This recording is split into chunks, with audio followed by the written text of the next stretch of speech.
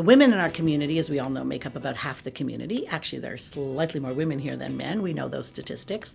And the history of the women's campaign from the old days, way back 100 years ago, was that there were women in the community who wanted to give tzedakah in their own name. They did all kinds of projects to help those who needed help and to help refugees settle when they came to Canada.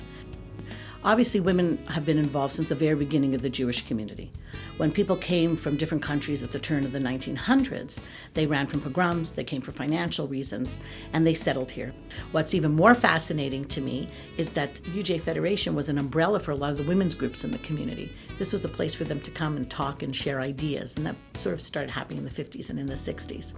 So the women really have been the backbone for many, many, many, many years.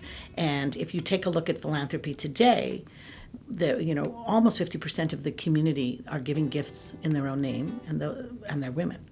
So I think you can really say that although we started things in the early 1900s, it really blew up in the 1930s, where women started to really become social activists and get involved through what then was the United Jewish Philanthropies and today's UJA Federation.